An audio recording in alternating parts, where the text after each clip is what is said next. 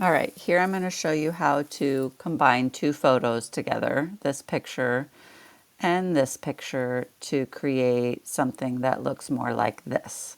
So I've included some water splashes, a little droplet right here from water, and I added these lemons on top of these lemons. So I'm going to start with my original picture, and that's this one right here. And I've cropped it and changed my image a little bit, and I did a background copy and kind of cleaned up some of the edges.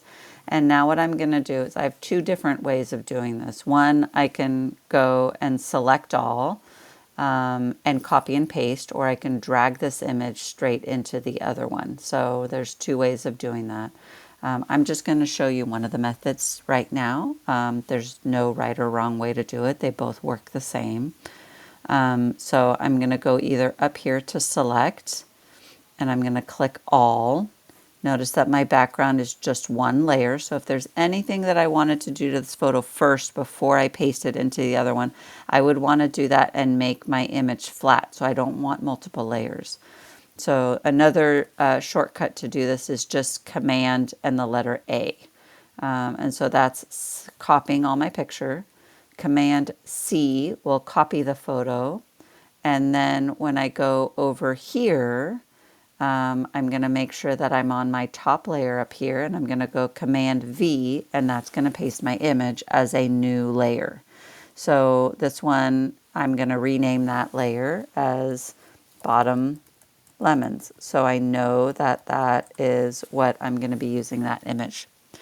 I'm going to want to then make sure that my image size is to the size that I want it to be, the same size as the photo underneath. And since I cropped it and I modified it a little bit, you can see that it's not the same angle.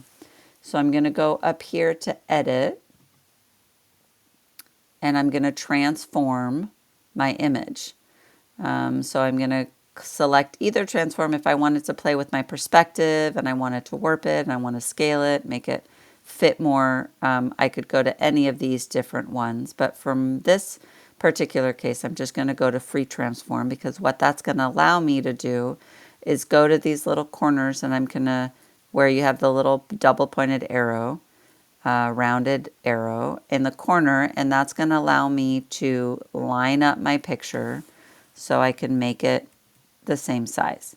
And because I was on a tripod, I don't have to worry about my image being too small or too large. So this also means that I might need to resize my image a little bit, as you can see. So I'm going to go ahead and zoom down a little bit so I have more space. And now I can either make my picture larger or smaller so that it fits exactly to the same aspect ratio.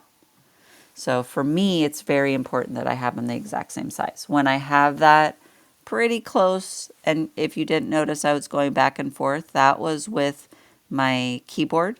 So I'm using my side up and down arrows, and I'm lining up my jar to as close as I possibly can to my object. And you can see it's just a tiny bit offset right there, but really I'm more worried about what it's going to look like right here.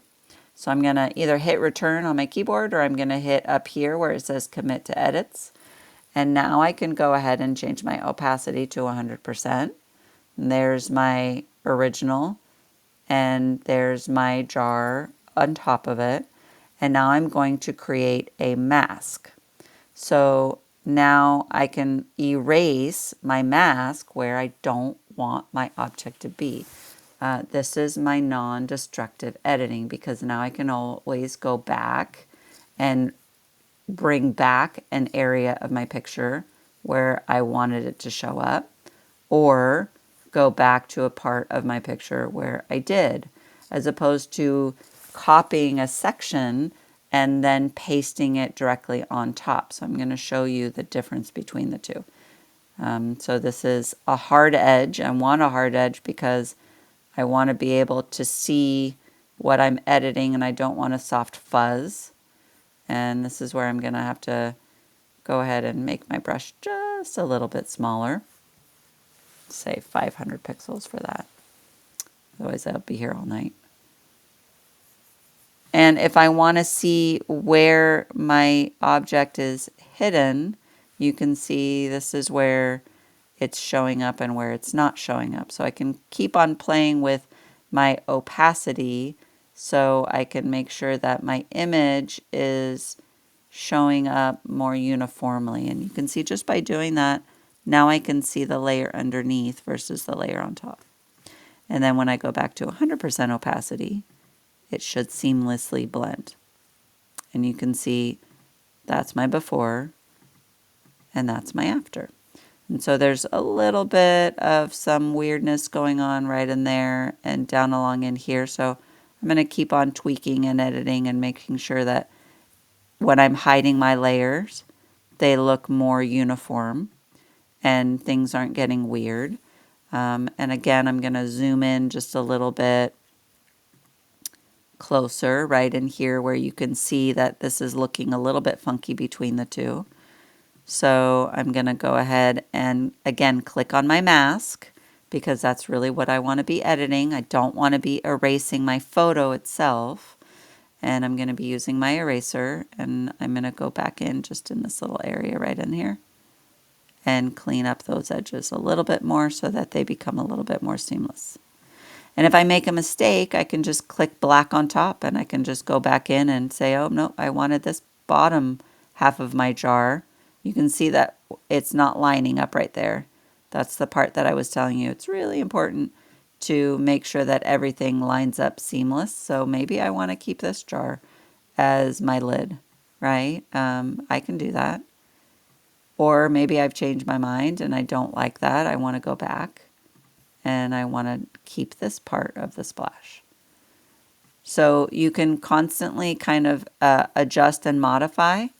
Again, I'm at 100% opacity right here, but you can see how that changes some of the bubbles and the water and the warpiness to my image in a way that I might like more. And that's how you merge two pictures.